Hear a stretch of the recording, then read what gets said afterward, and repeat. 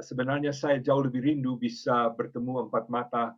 Ya, istilah empat mata, kita masih empat mata, tapi maksudnya langsung begitu ya. Tetapi sebenarnya ini juga ada untungnya karena saya lihat ya jelas ada orang dari Jawa Barat, ada dari Bogor, ada dari Ambon, saya baru lihat dari Medan. Jadi saya juga tidak ada di rumah sendiri, saya ada di Ohio yang kemarin kami jalan 14 jam di mobil saya dengan istri untuk bertemu dengan keluarganya. Jadi ya ini memang sesuatu kesempatan yang luar biasa dan uh, lebih dari itu saya mau katakan kepada Bapak Ibu yang hadir, terima kasih banyak untuk kehausanmu, untuk kerinduanmu bertumbuh. Oke?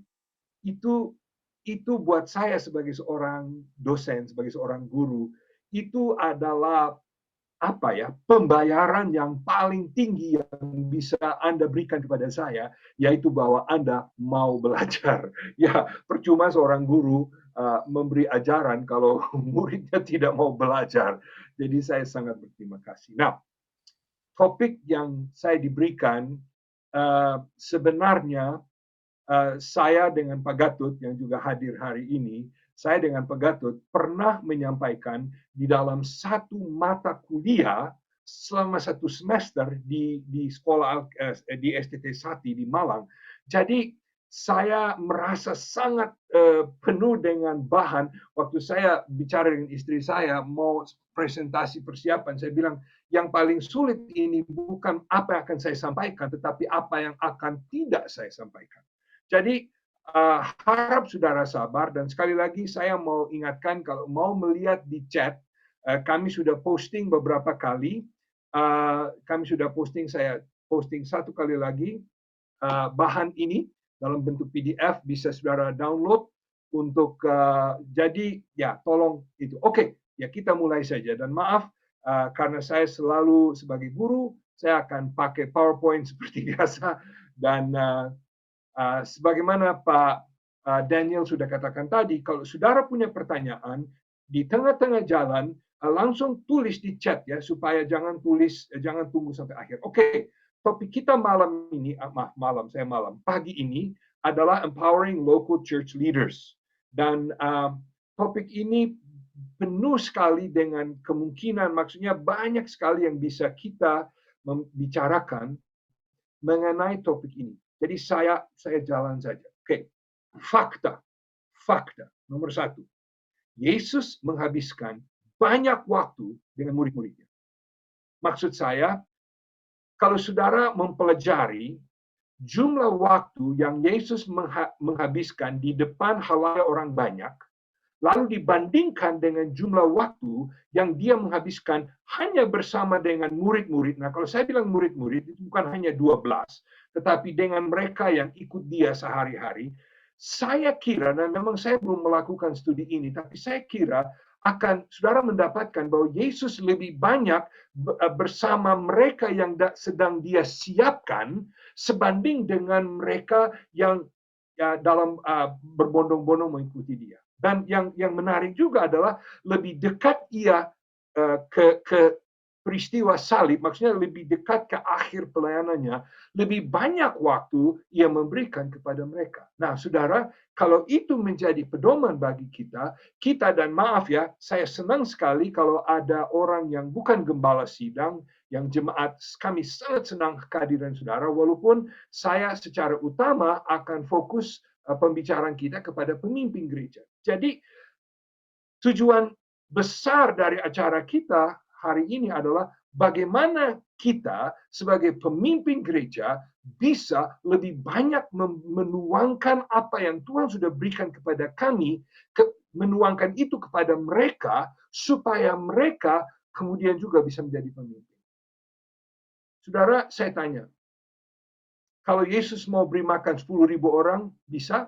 Ya pasti bisa.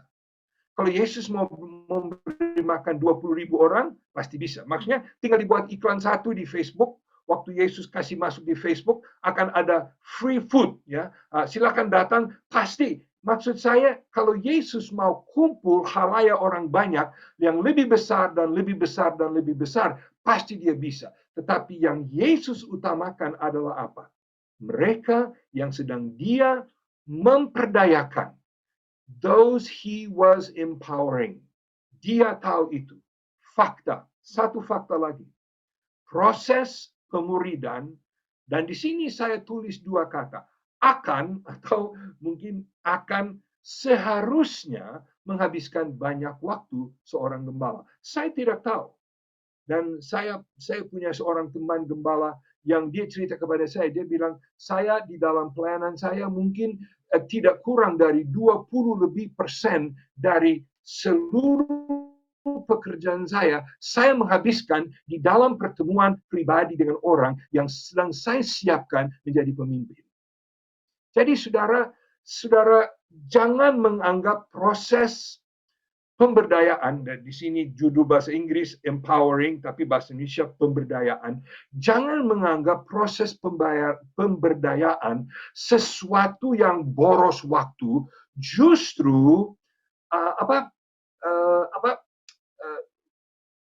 berusaha, kita bilang bahasa Inggris grab ya, mengambil sedapat mungkin, mengambil sebanyak mungkin waktu saudara sebagai pemimpin untuk mengambil waktu dengan orang-orang yang potensi. Nah, saya bicara sejenak mengenai reformasi. Kita semua sudah dengar mengenai reformasi. Kita tahu ya, reformasi. Sebelum reformasi, gereja Katolik secara utama mengatakan apa? Kalau mau selamat, harus melalui gereja. Kalau mau selamat, harus mendengar khotbah, maksudnya hanya kami, pendeta-pendeta, yang bisa menyampaikan firman. Kalau mau selamat, harus mendapatkan jasa-jasa dari yang gereja akan sampaikan. Nah, kami tahu bahwa reformasi dalam hal ini memang ya ada hal-hal tertentu yang sangat berhasil, seperti contohnya, saudara pasti sudah mendengar istilah sola scriptura. Sola scriptura itu bahasa Latin artinya hanya firman atau hanya Alkitab. Di dalam hal ini berhasil karena kita ini orang Protestan, ya mungkin bukan gereja Protestan, tapi kita mengikuti aliran Protestan, maksudnya kita tidak lagi Katolik. Kita percaya bahwa hanya melalui firman, maksudnya tidak harus ditambah-tambah ajaran-ajaran dari gereja, itu nggak apa-apa. Walaupun gereja akan memberi ajaran, sola scriptura, cukup apa yang ada dalam Alkitab. Juga reformasi berhasil di dalam apa yang kita sebut sola gratia.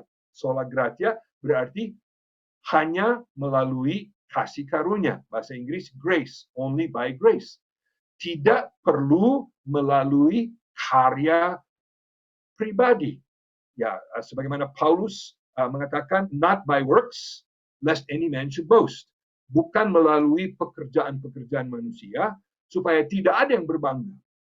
Jadi dalam hal itu bisa dikatakan bahwa reformasi berhasil. Tetapi saudara, yang menarik sekali, dan gagasan ini kami angkat dari sebuah buku yang saya sangat senang, bukunya oleh Greg Ogden dan judulnya Unfinished Business. Dia mengatakan bahwa walaupun reformasi berhasil membawa kita kembali kepada firman, membawa kita kembali kepada hanya kasih karunia, ada satu hal di mana reformasi gagal, yaitu di dalam hal imamat setiap orang kudus, atau dalam bahasa Inggris the priesthood of all believers. Sayang sekali karena di dalam reformasi, di situ ada gagasan-gagasan bahwa setiap orang kudus, nah saya bilang orang kudus, berarti apa? Setiap orang percaya, bukan kudus sudah pakai benang emas di atas kepala, bukan begitu. Tetapi setiap orang kudus bisa mendekati Tuhan sendiri, tidak harus melalui perantaraan. Tetapi itu sudah betul, sola gratia. Tetapi juga imamat setiap orang percaya punya dampak kedua. Dampak pertama dari imamat setiap orang percaya adalah kami tidak harus melalui seorang perantara langsung kepada Tuhan, itu betul. Tapi yang kedua di dalam imamat orang percaya adalah kita sebagai orang percaya dapat dan harus melayani satu kepada yang lain. Ya.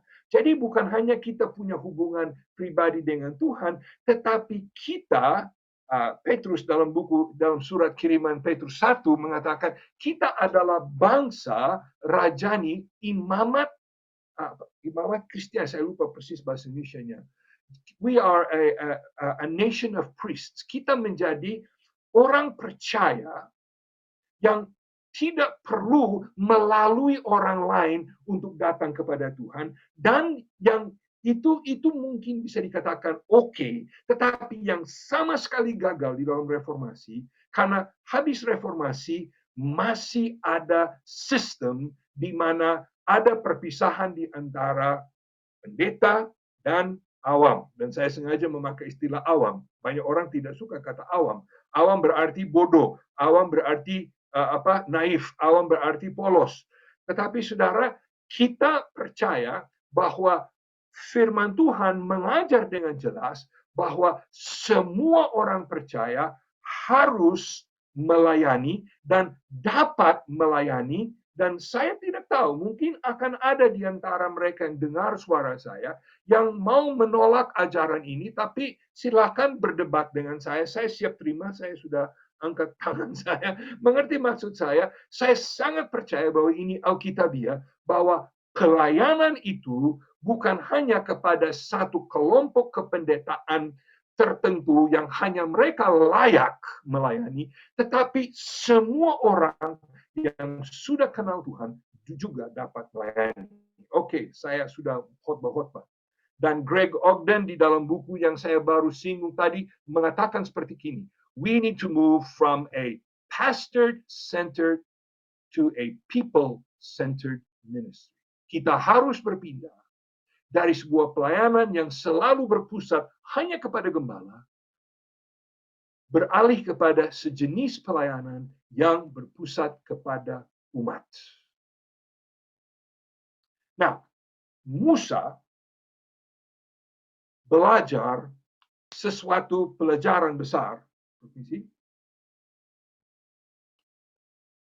Di dalam Keluaran pasal 18, saya kira semua kita sudah mengenal ceritanya. Saudara ingat ceritanya. Musa, mereka sudah keluar dari Mesir dan mereka ada di padang belantara. Dan rupanya, saudara tahu kalau ada jutaan orang seperti itu, selalu akan ada masalah. Dan Musa mengenal bahwa Tuhan sudah panggil dia untuk memimpin. Ya, puji Tuhan, kita perlu pemimpin seperti Musa. Puji Tuhan. Lalu ada masalah, dia bilang, oke, datang bawa masalah itu kepada saya. Nanti saya urus. Nah, saudara tahu apa yang terjadi. Datang Bapak Jethro kepada dia dan dia mengatakan, Musa, kamu tidak bertindak benar. Dan ini bukan bahasa Jethro, ini bahasa saya. Musa telah menjadikan dirinya leher botol. Nah, apa itu leher botol? Saya coba menggambarkan seperti ini. Mungkin saudara pernah dengar itu istilah leher botol. Saudara tahu, kalau saudara punya sebuah botol yang besar, dan saudara mau tuangkan isi dari botol itu, kalau botol itu besar, sedangkan lehernya kecil, akan lama sekali mengeluarkan air atau apa yang ada di dalam. Sebanding kalau mulut atau leher itu besar, akan cepat keluar. Menjadi leher botol berarti apa? Semua orang harus antri, harus tunggu, karena Musa menjadikan dirinya satu-satu orang yang bisa melayani umat. Saya harap tidak ada satupun gereja yang hadir pagi ini dengan falsafah seperti itu. Tetapi sayangnya falsafah ini, falsafah apa? Yaitu bahwa pelayanan itu harus dijalankan oleh seorang pendeta, seorang bapak ibu yang sudah maaf ya, sudah diurapi Tuhan begini dan begitu dan begini. Saudara, maaf, itu kalau kita terus seperti itu, gereja hanya bisa melayani sesuai kemampuan 1-2 orang. Nah, saya mau saudara memikirkan sedikit. Ada 3 pertanyaan kritis sehubungan dengan gagasan ini bahwa hanya pendeta yang bisa layani. Dan ini pertanyaan yang berat-berat. Maaf kalau saya harus sedikit cepat membahasnya. Pertanyaan pertama yang kita mau lemparkan kepada saudara sehubungan dengan pandangan ini. Sekali lagi yang sedang kita bicarakan adalah kenapa sampai sekarang reformasi gagal untuk betul-betul memberdayakan semua umat dalam gereja, walaupun kita mengatakan dengan bibir, kenyataan adalah apa?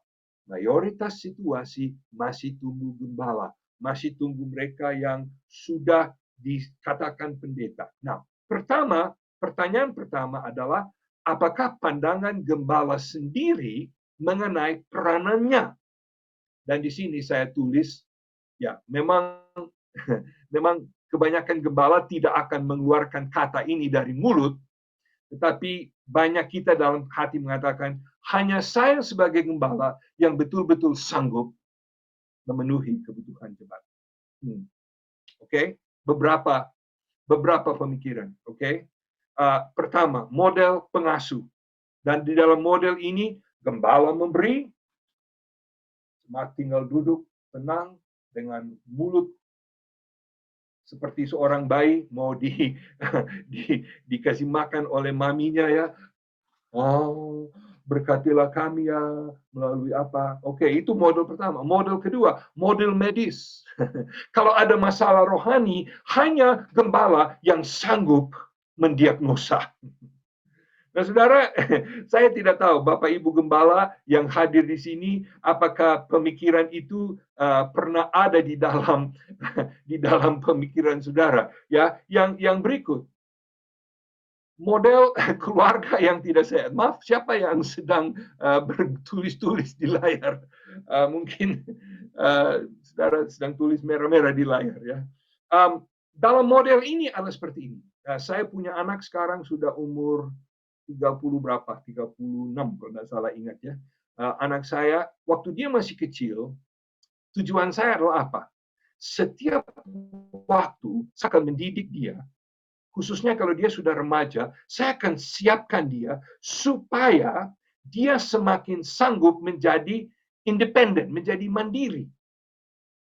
Saya lebih dia dekat umur 20-an, saya lebih banyak lepas tanggung jawab kepada dia supaya nanti satu saat saya tidak ada, ibu tidak ada, dia bisa sendiri. Kalau sebaliknya, saya berusaha untuk melakukan segala sesuatu buat anak saya, walaupun dia sudah umur remaja, walaupun dia sudah dewasa muda, apa yang akan terjadi? Dia akan menjadi orang yang tidak sehat. Keluarga yang tidak sehat. Saya yakin tidak ada keluarga di antara saudara yang melakukan begitu. Pasti semua orang tua di sini rindu anak-anak Bapak Ibu menjadi mandiri supaya kalau mereka sudah dewasa tidak perlu kembali kepada kita. Nah, terus terang sebagai orang tua, kita suka kalau anak perlu kita. Tetapi kita tahu lebih baik, lebih sehat kalau mereka mandiri. Sayangnya, kalau gembala selalu memberikan corak di mana semua harus lewat dia, maka terjadinya seperti ada model satu lagi, model maha sanggup. Nah, di sini kita tahu bahwa Allah itu maha tahu, Allah itu maha kuasa, Allah itu maha hadir, dan sayangnya ada gembala yang menganggap dirinya maha sanggup. Maksudnya setiap jenis pelayanan saya sanggup. Nah, saudara tahu secara Alkitabiah itu tidak benar. Firman Tuhan dalam 1 Korintus 12 mengatakan dengan jelas bahwa Yesus sengaja membagi-bagi karunia roh yang berbeda-beda, termasuk gembala sidang. Tidak ada gembala sidang yang telah menerima semua karunia yang diperlukan yang diperlukan dalam sebuah gereja tempat. Tidak ada satupun. Siapapun saudara. Ketua umum pun tidak mempunyai semua karunia yang diperlukan di dalam gereja. Kita harus bekerja sama. Tidak ada yang maha sanggup. Lalu ini yang mungkin secara diam-diam, ya, merasa kurang percaya. Wah, kalau saya serahkan pelayanan kepada orang lain, nanti mereka gagal. Ya mungkin, karena Anda juga gagal pertama kali. Pertama kali Anda melayani, pasti juga Anda salah-salah. Atau mungkin yang lebih gawat lagi, saya mau pegang semua, saya mau kontrol segala sesuatu. Nah, saudara, maaf. Kalau Bapak Ibu pemimpin rohani mempunyai pandangan seperti itu bahwa saya harus pegang kendali atas segala-galanya, ada satu implikasi yang sangat besar. Implikasinya adalah bahwa saudara tidak percaya bahwa Yesus adalah kepala gereja. Tahu sekali, Anda gembala bukan kepala gereja. Kepala gereja adalah Yesus. Dan Yesus yang pegang kendali. Nah, jelas sebagai pemimpin. Jelas kita mengurus dan kita tetapi seharusnya dalam hati kita, bukan kita mau pegang kendali, justru kita mau lepas supaya orang lain bisa melayani. Dan ini yang paling sedikit memalukan, tetapi saya kira semua termasuk saya ada perasaan kadang-kala begini. Perlu diperlukan. Maaf, itu bahasa Inggris. Itu bahasa Inggris saya. Kalau bahasa Inggris, need to be needed. Saya di dalam hati, di dalam jiwa, saya merasa perlu orang memerlukan saya. Itu bahasa Inggris mengatakan ego satisfaction. Kalau mereka tidak perlu saya, bagaimana? Ya, saya merasa kalau orang perlu saya, aduh, jadi hangat-hangat dalam hati. Oke, maaf, saya akan lari cepat karena bahan saya masih banyak. Pertanyaan, ya, perasaan bersalah yang terakhir. Kalau saya serahkan tugas kepada orang lain, nanti jemaat kira saya malas. Ya, saya harap tidak demikian. Saya harap saudara masih ada banyak kerja lain, masih banyak lain yang harus diberdayakan. Nah, pertanyaan kritis kedua adalah, apakah pandangan jemaat? Nah, tadi pandangan gembala mengenai dirinya sendiri. Sekarang pandangan jemaat mengenai peranan gembala. Nah, ini mungkin tidak semua jemaat seperti ini, tapi ini adalah contoh-contoh. Musa mengatakan, saya yang harus melayani karena umat itu memerlukan saya. Umat itu mereka memerlukan saya. Mereka meminta kepada saya. Nah, beberapa pandangan. Salah satu pandangan yang ada kalanya jemaat memegang adalah bahwa mereka berpegang kepada pemikiran, saya tulis di sini, multi-talented pastor. Maksudnya, gembala kami sanggup melakukan segala perkara. Kalau gembala kami sanggup melakukan segala perkara, dan jelas kami tidak sekolah Alkitab, jelas kami tidak terlalu berpengalaman di dalam pelayanan, jelas gembala itu lebih cakap, lebih hebat dari kami. Jadi sudahlah, biar dia aja. Hal yang kedua, yang kadangkala ini kadangkala juga muncul, ya, gembala itu wakilnya Kristus di dalam gereja kita. Iya, hanya gembala yang sanggup menjalankan pelayanan yang benar. Hanya gembala yang dapat berdoa kalau sakitnya berat. Kalau sakitnya mau pilek, siapa aja boleh berdoa.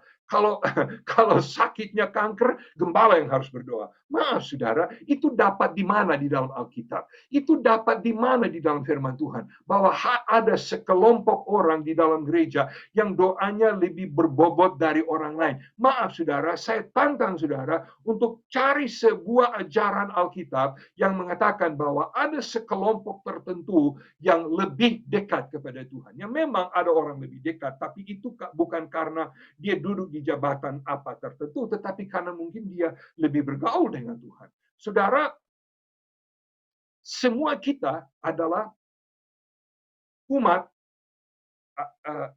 umat rajani atau satu imamat rohani. Satu pandangan lain. Kami jemaat mengatakan kami perlu terima berkat. Kadangkala maaf ya, di sini saya yang balas. Kadangkala apa? Jemaat justru malas. Jemaat justru yang malas.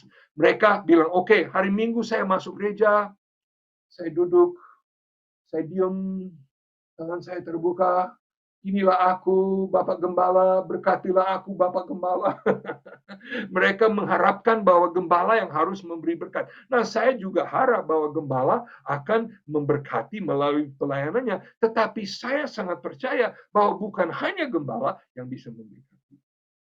Ada yang lain yang mengatakan seperti ini. Oh, itu gerejanya. Itu gerejanya Pak Yosef Ingkirawang ya. Oh ya, itu gerejanya siapa nama saya Pak Thomas, Pak Thomas juga ya. Atau itu gerejanya Pak Ibu siapa ya.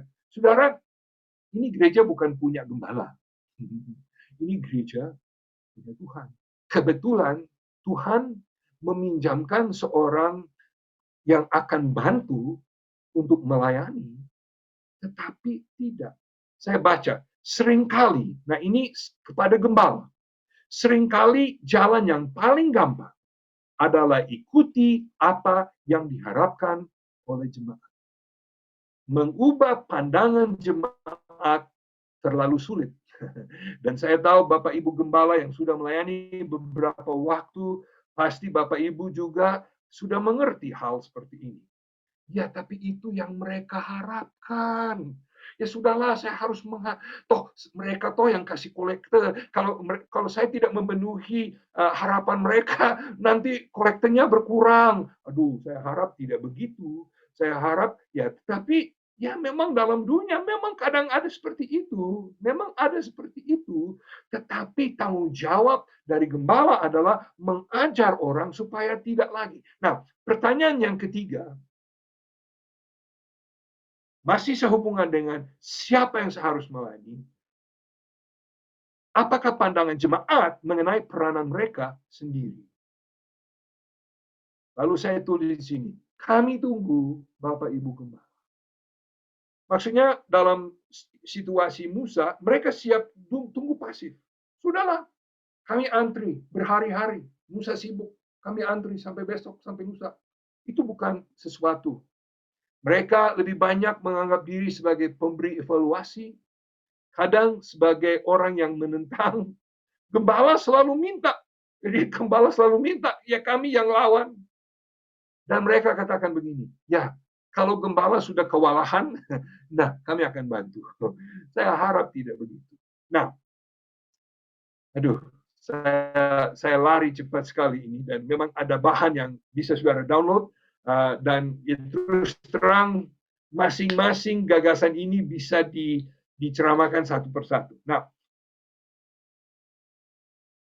kembali kepada Efesus pasal 4, ayat 11, 12, dan seterusnya. Saya tidak tahu, saya harap saudara sudah menghafal ini, dan saya mungkin tidak menghafal dalam bahasa Indonesia, tapi kira-kira bunyi begini, itulah dia telah memberikan kepada gereja, rasul, nabi, penginjil, gembala, dan pengajar. Untuk apa? Melakukan, memang ini tidak dalam Alkitab, melakukan satu hal. Memperlengkapi orang-orang kudus. Oke. Efesus pasal 4 menegaskan dengan sangat-sangat jelas bahwa ada 4, tergantung bagaimana saudara membaca, ada 4 atau 5 bisa dikatakan 4, rasul, nabi, penginjil, dan gembala strip pengajar. Maksud itu satu peranan. Lain orang membaca rasul, nabi, penginjil, gembala, dan yang kelima pengajar. Terserah, nggak apa-apa. Tetapi baca baik-baik Efesus pasal 4. Apa yang jadi isi dari Efesus pasal 4? Efesus pasal 4 mengatakan apa? Untuk memperlengkapi orang-orang kudus. Nah, yang jelas di situ bagi apa? Pekerjaan pelayanan. Saudaraku, ini model Alkitabiah. Model Alkitabiah adalah seperti ini. Tuhan memberikan orang-orang khusus, rasul, nabi, penginjil, gembala, pengajar, untuk memperlengkapi orang-orang kudus. Kalau mereka belum siap, ia mempersiapkan. Kalau mereka masih perlu bertumbuh, ia bantu mereka bertumbuh. Kalau mereka masih hidup dalam dosa, ia bekerja sama dengan mereka supaya mereka dapat mengatasi dosa. Kalau mereka belum terlalu pintar cara bagaimana berkhotbah, ia menolong mereka menjadi lebih pandai berkhotbah, dan seterusnya dan seterusnya. Ia punya tugas, rasul, nabi, penginjil, gembala, pengajar. Ia punya tugas adalah memperlengkapi orang-orang kudus bagi pekerjaan pelayanan supaya apa? Tubuh Kristus menjadi dewasa. Nah, saya harap saudara sudah mengkhotbahkan, Bapak Ibu Gembala, saya harap saudara sudah mengkhotbahkan dan kalau perlu mengulang-ulang mengkhotbahkan gagasan ini kepada gereja saudara. Kembali kepada pengharapan, ekspektasi yang ada di situ. Kenapa jemaat mempunyai ekspektasi bahwa gembala yang akan lakukan segala pelayanan? Karena itu yang telah mereka lihat. Kalau kita mau merubah pola ini, kita harus mengajar mereka bahwa ini bukan pola Alkitabiah. Pola gembala melayani jemaat terima. Itu bukan pola Alkitabiah. Pola Alkitabiah adalah apa yang saudara melihat di layar sini. Tuhan memberikan rasul, nabi, penginjil, gembala untuk melakukan apa? Memperlengkapi orang kudus bagi apa? Pekerjaan pelayanan. Saya bertanya, kalau saya hadir, saya akan minta angkat tangan, tapi tidak apa-apa. Saya bertanya, siapa yang melakukan pekerjaan pelayanan? Jemaat. Semua. Nah, semua berarti termasuk gembala. Bukan gembala malas dan tidak mau melayani. Semua. Supaya tubuh Kristus dibangun. Nah, sedikit praktis. Itu sedikit yang baru saya sampaikan itu lebih teologis. Sekarang saya mau memberikan kepada saudara 5 langkah yang saudara bisa terapkan mulai besok di dalam gereja saudara. Dan bagi saudara yang bukan gembala sidang, saya mendorong saudara juga untuk terlibat dalam proses ini. Bantu gembala sidang. Nomor 1, bagaimana kita akan kita setuju. Tuhan memanggil bukan hanya gembala untuk melayani. Jadi, bagaimana kita akan melakukan proses pemberdayaan? Nomor 1, identify, atau bahasa Indonesia, mengenal mereka yang siap dimuridkan. Mengenal mereka. Ambil waktu dengan mereka, agar bisa mengenal siapa mereka. Saya sadar tidak semua orang di dalam gereja Anda akan terbuka. Tetapi kalau mereka betul-betul sudah diselamatkan oleh darah Yesus dan Roh Kudus hidup di dalam mereka, sebenarnya mereka mempunyai, Roh Kudus sudah taruh di dalam mereka satu kerinduan untuk mau menjadi lebih seperti Kristus. Nah, saya mau tegaskan, proses pemuridan mendahului proses pemberdayaan. Proses pemuridan, proses pemberdayaan. Tetapi harus, jangan tunggu mereka sempurna. Jangan tunggu mereka sudah dimuridkan secara sempurna. Oh ya, saya menilai mereka sudah angka 9,5 dari angka 10. Ya, mereka sudah siap. Jangan. Ya, mulai dimuridkan dan sambil dimuridkan bisa mulai sedikit demi sedikit. Tapi langkah 1, dan saya bicara kepada saudara gembala gereja dan juga saudara jemaat yang sebagai pemimpin inti dalam gereja. Ini tidak akan terjadi sendiri. Oke? Saudara harus mempunyai unsur sengaja pergi cari mereka, mendekati mereka, pergi minum teh dengan mereka. Sekarang mungkin dengan COVID mungkin lebih sulit, tapi ambil waktu dengan mereka, lihat hati mereka. Yang kedua, rekrut. Kalau saudara telah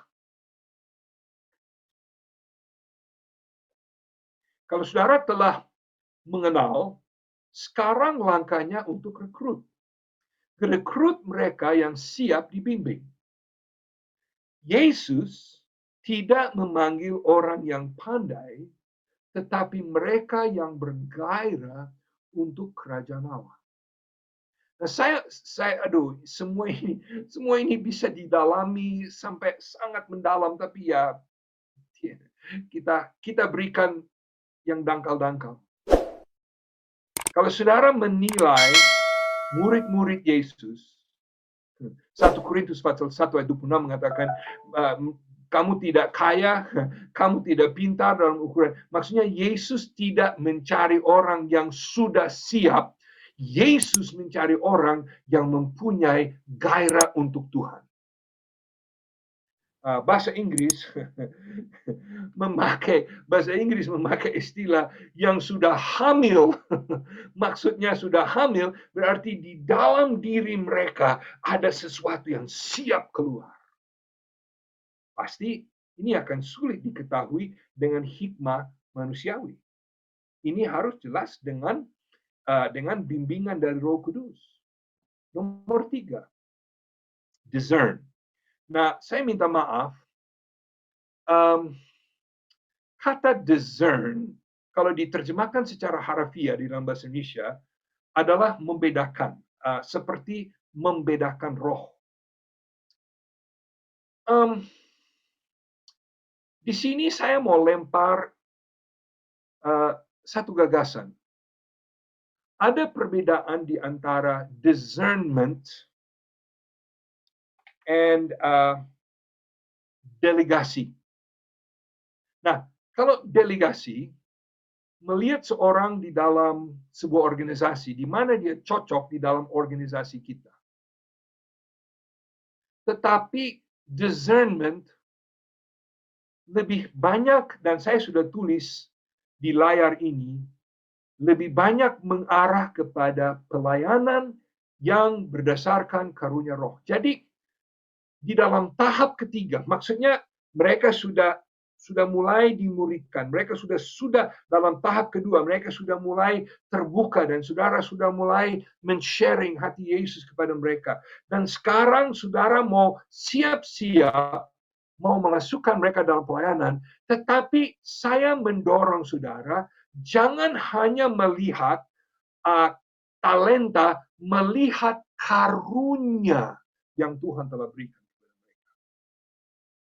Karunia, kembali kepada 1 Korintus pasal 12. Dalam 1 Korintus pasal 12, jelas sekali bahwa Roh Kudus, Yesus melalui Roh Kudus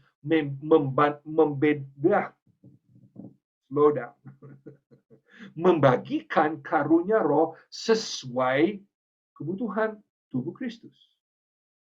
Jadi, Paulus mengatakan, semua bukan telinga, semua bukan mulut, semua bukan tangan, semua bukan lengan, semua bukan apa ini atau itu, masing-masing mempunyai peranan khusus.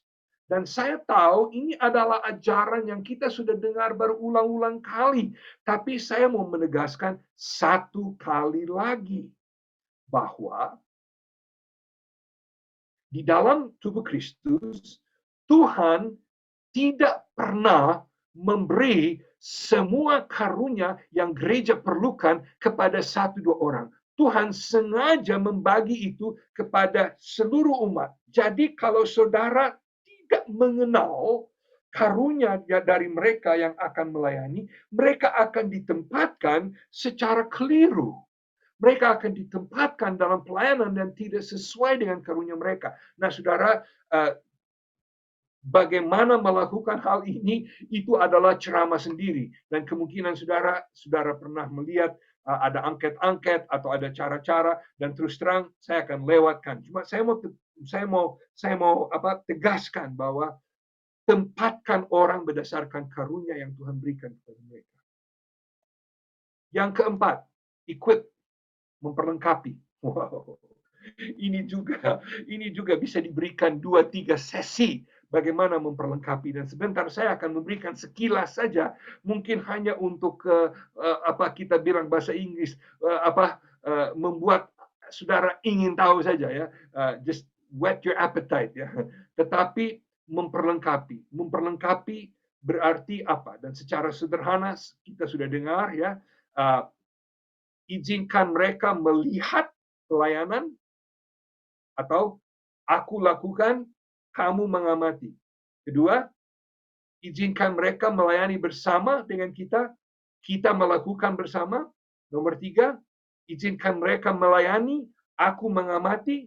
Keempat, mereka melayani sendiri. Dan saya berani mengatakan ada yang kelima. Yang kelima adalah mereka melayani, orang lain mengamati, mereka sekarang memberdayakan orang baru.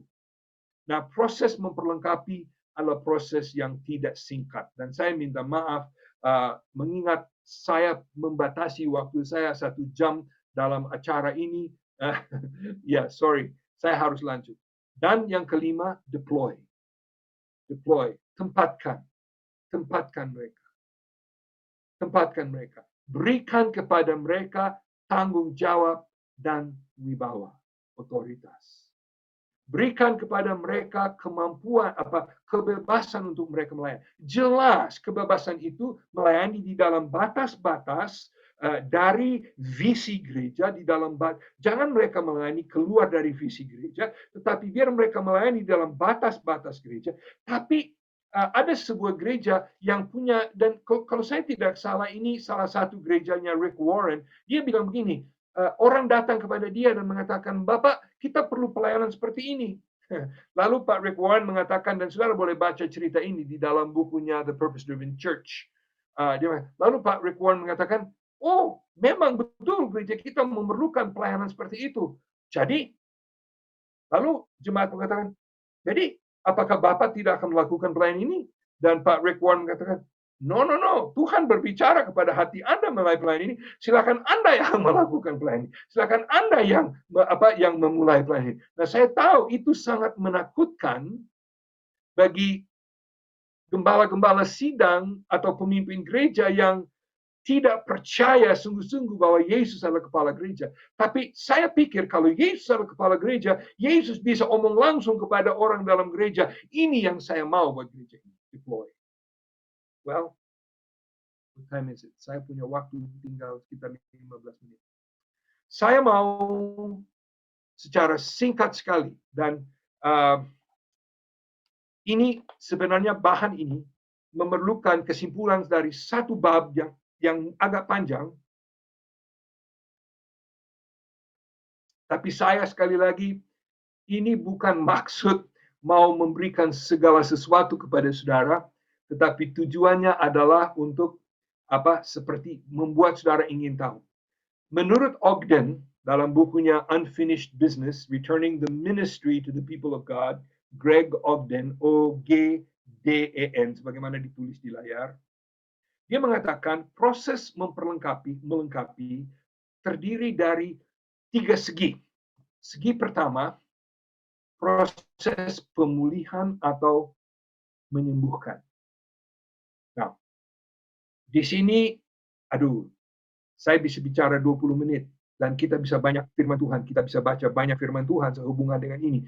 Tetapi saya hanya mau mengatakan bahwa dalam langkah pertama, orang yang datang di dalam gereja yang penuh luka, mungkin mereka jauh dari Tuhan, proses melengkapi, langkah pertama dari proses melengkapi adalah menolong mereka menjadi sembuh secara rohani. Nah, saudara, Saya kira kita sebagai gembala memang sudah melakukan demikian. Memang kita melihat peranan kita sebagai gembala mungkin semata-mata di nomor satu ini, yaitu memulihkan dan menyembuhkan. Nah, saya pakai istilah menyembuhkan, bukan kita yang menyembuhkan mereka, bukan kita yang memulihkan mereka, tapi kita menolong mereka melalui kuasa Tuhan dipulihkan dan disembuhkan. Tetapi jangan berhenti di situ. Setelah memulihkan, kita harus menetapkan atau mendirikan sebuah fondasi di dalam hidup mereka. Wah, aduh, saya rindu. Saya punya buku catatan penuh penuh dengan catatan-catatan mengenai proses ini. Proses ditetapkan. Apa yang menjadi fondasi? Well, kita harus mendirikan fondasi atas dan secara cepat sekali. Nomor satu atas Yesus Kristus. Okay? Yesus adalah satu-satu fondasi yang tidak akan goyah. Tapi nomor dua harus juga di atas apa? Di atas firman Tuhan. Kita mendirikan fondasi. Maksudnya kalau mereka sudah mantap di dalam Yesus, kalau mereka sudah mantap di dalam firman, nah, sekali lagi, jangan tunggu mereka sudah 100% sempurna, sudah siap tamat dari STT Satya Bakti. Jangan begitu, bukan begitu maksud kami. Tetapi mereka sudah punya fondasi, lalu kita bisa melakukan tahap ketiga, yaitu mempersiapkan dan melatih. Nah, mungkin di dalam tahap ketiga ada skill-skill khusus. Misalnya, contoh, skill cara bagaimana mempersiapkan khotbah, atau skill cara bagaimana memimpin sebuah kebaktian, atau skill ini dan itu. Jadi ini adalah tiga bahagian dari proses melengkapi. Apa yang menjadi hasil dari proses melengkapi? Jelas pelayanan. Jelas pelayanan. Nah, saya walaupun mau mendalami banyak firman Tuhan mengenai nomor 1, nomor 2, dan nomor 3, saya cuma mau memberikan sedikit untuk membuka wawasan. Saya mau lanjut saja dahulu. Jadi sekarang kita harus merubah paradigma. Saudara lihat di sebelah kiri atas, kita memerlukan paradigma baru. Dan paradigma baru itu adalah dari pola pastor-centered, yaitu bergantung kepada gembala, kepada pola equipping dan interdependence. Nah, saudara jangan salah menerjemahkan kata interdependence, bukan independence. Kalau independence berarti merdeka. Kalau interdependence berarti saling bergantung satu kepada yang lain. Nah, ada 3 saran yang Ogden mengatakan. Dan ini juga dari Ogden pasal 7. Pertama, mengubah peranan gembala. Saya sudah bicarakan cukup panjang tadi ya, mengubah peranan gembala. Jangan lagi bersedia menjadi leher botol. Jangan lagi melihat diri sebagai maha sanggup. Dari orang maha sanggup menjadi pelatih, penemu, pengembang, dan trainer. Maaf kata-kata itu ya. Pelatih dan penemu. Penemu maksud saya apa? Dimanapun saya sebagai pemimpin bergerak, saya selalu mencari-cari. Saya selalu mencari-cari. Maaf, saya mau berhenti sejak di sini dan memberikan sebuah contoh dari pendeta Morris Devon almarhum. Hari ini di STT Satya Bakti, dan sebenarnya di dalam kepemimpinan Gereja Sidang Jemaat Allah se-Indonesia, ada orang-orang yang pendeta Devon melihat waktu mereka masih di sekolah, dia menjadi penemu. Orang seperti kawan kita, pendeta Gatut yang sedang ikut ya. Aduh, saya mulai sebut nama nanti saya bahaya ya. Tapi maksud saya di mana-mana kita sebagai penjelajah, ada orang apa di sini? Nah, ada catatan kaki di sini, saudara. Sangat sulit mengubah ekspektasi orang dan ekspektasi diri sendiri. Dan ini adalah gunung ini adalah gunung yang kita harus nanjak, yaitu mengubah cara pikir. Pertama-tama cara pikir kita sendiri sebagai gembala, dan mengubah cara pikir dan terus terang tradisi gereja yang sudah hampir 2000 tahun, tradisi gereja yang sudah seperti membakukan gagasan bahwa gembala yang maha bisa kami tinggal terima. Langkah kedua, kembangkan dan membagikan pelayanan. Mengenal, melatih, melibatkan. Prinsip Pareto mengatakan 80% waktu akan digunakan dengan 20% orang yang potensinya tertinggi. Nah, saudara, kembali kepada pelayanan Yesus. Kami tahu bahwa ada orang berbondong-bondong mengikuti Yesus. Kami tahu itu. Kita tahu bahwa berbondong-bondong orang ikut Yesus. Tetapi Yesus sadar keberhasilan gereja di atas muka bumi tidak bergantung kepada orang banyak. Keberhasilan gereja bergantung kepada apa? Mereka yang siap memberi diri, dilatih menjadi muridnya Yesus. Bukan hanya 12, walaupun mereka menjadi fokus utama, tetapi 120 yang ikut sampai ke ruang atas. Bagaimana caranya? Be real, maksudnya jangan pura-pura. Nomor 2, menerima keterbatasan pribadi. Nomor 3, percayakan orang sebagai mitra. Nomor 4, share the spotlight. Spotlight itu lampu sorot.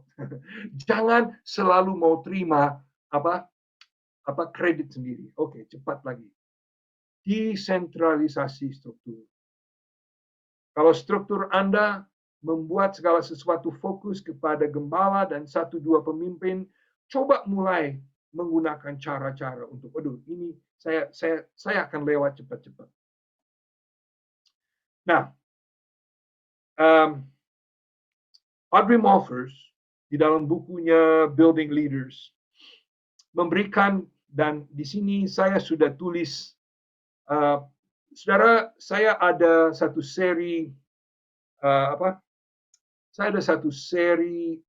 pelajaran kepemimpinan gereja yang ada di YouTube. Kalau saudara mau cari, bisa dicari Kepemimpinan Gereja Abad 21. Kebetulan ada dua ceramah penuh hanya mengenai layar ini saja, dan itu ada linknya di situ. Menurut Audrey Malphurs, ada 4 tantangan besar yang seorang gembala atau seorang pemimpin hadapi. Nomor 1, kendali. Maksudnya dia harus siap melepas kendali.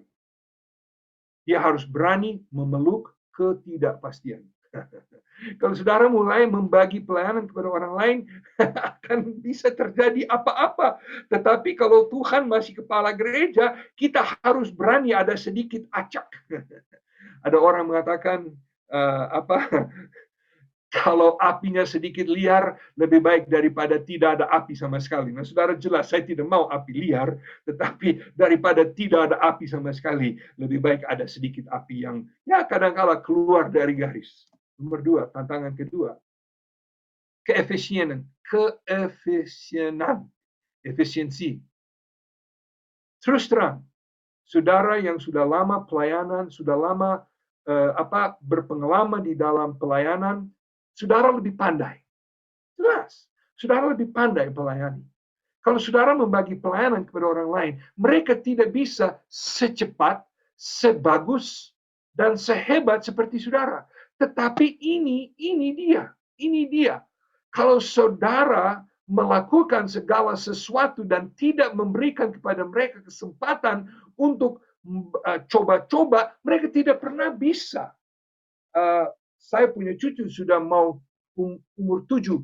Waktu dia masih kecil, seperti anak-anak saudara, dia harus belajar berjalan. Nah, saya bisa gendong dia terus. Kalau saya gendong dia terus, dia tidak pernah akan berjalan. Tapi saya harus serahkan kepada dia berjalan. Apalagi waktu dia belajar makan. Pertama kali dia belajar pakai sendok, saudara. Kita sehabis makan, kita harus lihat di sekeliling tempat duduknya lebih banyak makanan yang ada di lantai daripada ada masuk di mulutnya. Tetapi dia harus belajar memakai sendok. Kalau saya menyuap dia terus, jelas makanan itu tidak jatuh ke lantai, tetapi kapan dia akan belajar pakai sendok? Siap ada ketidakefisiensi di dalam gereja. Ups. Aduh, ini saya salah tulis kendali. Sebenarnya bukan kendali. Yang pertama ini ketidakpastian, yang ketiga ini kendali. Maaf, ada kesalahan. Kita harus berani mematikan ego pribadi. Berani mematikan ego pribadi. Terus terang, kita termasuk saya. Saya jujur saja. Saya lihat layar ini ada 165 orang yang ikut, yang duduk diam mendengar suara saya. Aduh, hebat juga ya. Saya ini di Amerika jauh-jauh, ada 165 orang di Indonesia yang mau memberikan hari Sabtu paginya untuk dengar saya. Hebat. Saya ini hebat. Well, saudara, terima kasih saudara mau duduk diam. Saya harus jaga diri saya karena kadangkala ego saya akan terlalu terpompa besar.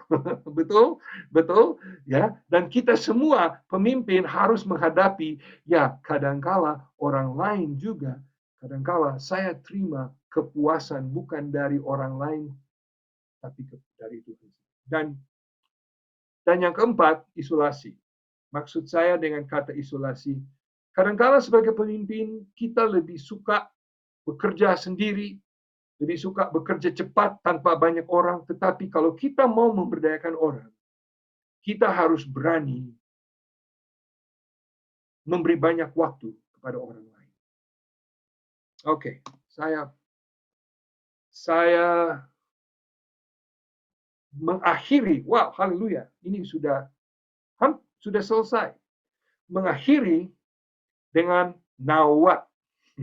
Now what artinya kalau begitu apa? Kalau begitu apa? Saya mulai dengan banyak gagasan teologis. Saya memberikan kepada saudara 5 langkah yang bisa saudara ikuti secara praktis. Nah, sekarang saya mau berikan kepada saudara 3 perkara yang bisa saudara mulai melakukan sekarang. Maksudnya, sehabis ini saudara bisa mulai. Menjadikan hal ini pokok doa, hal-hal ini yaitu pemberdayaan. Jadikan hal ini pokok doa yang utama di dalam doa pribadi saudara. Nah, ini sangat alkitabiah. Matius 9:38 mengatakan, karena itu mintalah kepada Tuhan yang mempunyai tuaian supaya apa? Ia mengirimkan pekerja-pekerja untuk tuaian itu. Nah, di dalam acara KPR 2, kita meminta setiap gereja diwakili dengan satu vision team visi yang terdiri dari 8 sampai 10 orang. Dan seringkali saya dengar kata-kata seperti ini. Pak, nggak ada di gereja saya yang mau ikut. Nah, saya merasa sedih juga. Tapi maaf, sekarang saya akan bicara agak belak-belakan ya. Kalau tidak ada, kenapa? Salah Tuhan? Saya rasa Tuhan tetap memanggil. Saya rasa kalau tidak ada, maaf ya, sekarang saya bicara sedikit keras. Kalau tidak ada, mungkin karena kita sebagai pemimpin gereja belum mengutamakan proses pemuridan dan proses pemberdayaan dan proses peluncuran orang-orang kudus di dalam pelayanan. Dan saya mau bicara langsung kepada Bapak Ibu Gembala yang hari ini mendengar suara saya dan mengatakan, saya mengaku di gereja saya masih kurang orang yang bisa dikatakan siap diberdayakan. Oke? Oke, no problem. Kalau begitu, mulai hari ini saya berikan tugas kepada Bapak Ibu. Mulai mengambil waktu secara prioritas. Berikan waktu untuk berdoa. Tuhan, kirim orang yang dahaga akan Engkau. Kirim orang yang rindu Engkau. Kirim orang yang mau dimuridkan dan kemudian mau melayani. Kirim mereka dalam gereja kita. Yang kedua, pilih mereka yang siap melayani. Dan saya kutip, ada salah, Korintus, bukan 1 Korintus pasal 1 ayat 216, ayat 26, rupanya buru-buru. Dari 1 Korintus pasal 1 ayat 26, firman Allah mengatakan, Paulus katakan, kamu bukan menurut ukuran manusia, tidak banyak orang yang bijak, tidak banyak orang yang berpengaruh, tidak banyak orang yang terpandang. Maksudnya, waktu Yesus memanggil murid-muridnya, dia tidak memanggil tokoh-tokoh rohani, dia tidak memanggil orang-orang yang pintar, tetapi dia memanggil orang yang hatinya rindu akan Allah. Jadi, kenapa saya tulis nomor 2 ini? Supaya jangan saudara lewatkan orang-orang tertentu gara-gara mereka tidak terlalu hebat dalam mata manusia. Dan nomor 3, berikan waktu kepada mereka. Berikan waktu kepada mereka. Ambil banyak waktu dengan mereka. Markus pasal 3 ayat 14 mengatakan, ia menetapkan 12 orang untuk menyertai dia. Saya paling suka terjemahan King James Version dalam bahasa Inggris yang berbunyi seperti ini. To be with him. Ia memanggil mereka untuk berada bersama-sama dengan dia. Saudaraku, saya adalah dosen dan saya paling suka mengajar ide-ide dan teologi-teologi. Tapi saya sangat sadar bahwa menjadikan orang pelayan bukan melalui otak, tetapi melalui apa yang bisa mereka tangkap dari saya. Apa yang bisa mereka hirup dari hidup saya. Saudara sebagai pemimpin harus cukup berada bersama-sama dalam percakapan, melayani bersama, bercakap-cakap bersama, berjalan bersama. Mau ke rumah sakit, panggil seorang, hey ikut saya, kita mau pergi doakan ibu siapa di rumah sakit. Mau pergi pelayanan, panggil seorang, tolong, hey datang bersama-sama dengan saya. Karena ini proses pemberdayaan memerlukan banyak